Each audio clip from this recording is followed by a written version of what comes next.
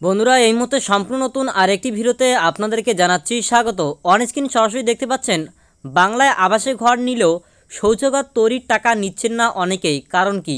ইতিমধ্যে আপনাদেরকে প্রথমেই জানিয়ে রাখি, বাংলা আবাস যোজনা প্রকল্পের যে টাকা আপনি পেয়েছেন প্রথম কিস্তি, দ্বিতীয় কিস্তি, পাশাপাশি রাজ্য সরকার চাচ্ছে যে আপনারা শৌচাগারের জন্য আবেদন করুন, সাথে আপনারা পেয়ে যান 12,000 টাকা নগদ।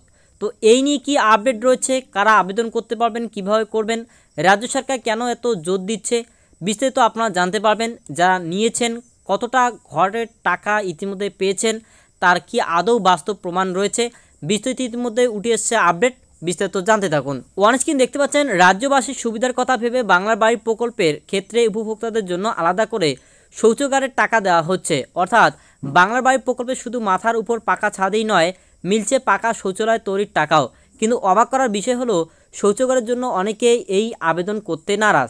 খুবই কম লোক পাকা শৌচালয় নির্মাণের জন্য আবেদন করেছেন। কেন, বিষয়টি এবারে জানুন। 2019-এর সার্ভের পর আবাস যোজনা টাকা নিয়ে কেন্দ্র রাজ্যের মধ্যে দীর্ঘ টানাপোড়েন চলে। শেষ পর্যন্ত কেন্দ্রের উপর আর ভরসা না করে আবাস যোজনার টাকা নিজেই দেওয়া শুরু করলো রাজ্য সরকার। সরকারি সূত্রে জানা গিয়েছে, বাংলার বাড়ি প্রকল্পের 2 কিস্তি মিলিয়ে 1,20,000 টাকা দিচ্ছে রাজ্য সরকার, যার মধ্যে প্রথম কিস্তি 4,500 টাকা ডিসেম্বর মাসেই দেওয়া হয়ে গিয়েছে এবং দ্বিতীয় কিস্তির টাকাও কিছুদিনের মধ্যে ঢুকবে। অর্থাৎ যারা ইতিমধ্যে পাননি তাদের টাকা ঢুকবে। এদিকে বাংলার বাড়ি প্রকল্পের উপভোক্তাদের শৌচাগার নির্মাণের জন্য আলাদা টাকা দেওয়া শুরু হয়, সেজন্য তাদের পৃথকভাবে আবেদন করতে হয়। তো মূলত যারা টাকা পাননি তারা শুধুমাত্র ওয়েট করুন, কিছুদিনের মধ্যে দ্বিতীয় কিস্তির টাকা ঢুকে যাবে। আর যারা ইতিমধ্যে পেয়েছেন তাদের পাশাপাশি শৌচাগারের জন্য কিন্তু আপনারা আবেদন করতে পারেন। এর জন্য আপনাকে অবশ্যই আলাদাভাবে আবেদন করতে হবে। এবার দেখুন, কিন্তু প্রাপ্ত রিপোর্ট সূত্রে জানা গিয়েছে, উত্তর 24 পরগনা জেলায় শৌচাগারের জন্য উপভোক্তারা খুবই কম আবেদন করেছেন। উত্তর 24 পরগনা জেলায় 81,981 জন উপভোক্তাকে বাংলা বাড়ি প্রকল্পে প্রথম দফার 4,500 টাকা করে দিয়েছে রাজ্য সরকার। ইতিমধ্যে যে সমস্ত উপভোক্তার লিন্টেন পর্যন্ত ঢালাই হয়ে গিয়েছে তাদের দ্বিতীয় দফা 4,500 টাকা করে দেওয়া হয়েছে। কিন্তু শৌচাগারের জন্য এই জেলায় উপভোক্তাদের মধ্যে মাত্র 969টি আবেদন জমা দিয়েছে।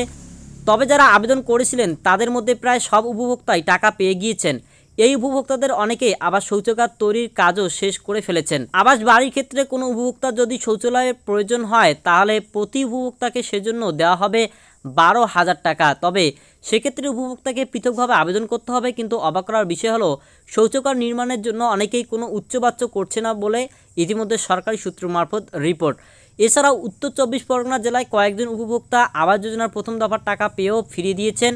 তাদের রয়েছে 11 জন, ইতিমধ্যে তাদের নাম কিন্তু জানা গিয়েছে। যদিও এই টাকা ফেরত দেওয়ার কারণ হিসেবে জানা গিয়েছে যে জমি জটের প্রসঙ্গ। বেশিরভাগ ক্ষেত্রে দেখা গিয়েছে উপযুক্ত জমির কারণে উপভোক্তারা বাড়ি তৈরি করতে পারেনি, ফলে তারা 4,500 টাকা করে ফিরিয়ে দিয়েছেন। অন্যদিকে বাংলার বাড়ি প্রকল্পের সঙ্গে শৌচাগার নির্মাণ নিয়ে এবার সোচ্চার হলো রাজ্য সরকার। জেলা প্রশাসনের এক কর্তা জানিয়েছেন, আমরা বাড়ি বাড়ি সমীক্ষা করতে গিয়ে উপভোক্তাদের বলেছিলাম বা বলেছি শৌচাগারের জন্য আবেদন করতে। তো যাই হোক, শৌচাগার মধ্যে ইতিমধ্যে যেটা আপডেট সেই অনুযায়ী জানা যাচ্ছে যে আবাস যোজনার পাশাপাশি আপনারা যদি প্রয়োজন হয় শৌচাগারের, তাহলে আপনারা আবেদন করতে পারেন। আবেদন করলেই কিন্তু 12,000 টাকা করে দেওয়া হবে। ইতিমধ্যে অনেকে টাকা পেয়েছে, নির্মাণ কাজ করছে, অনেকের আবার হয়েও গিয়েছে। তার প্রমাণ আজকের এই ভিডিওতে পেলেন। আশা করছি ভিডিওটি বুঝতে পেরেছেন। ভালো লাগলে লাইক করুন, চ্যানেলে নতুন হয়ে থাকলে সাবস্ক্রাইব করুন পরবর্তী আপডেট পাওয়ার জন্য।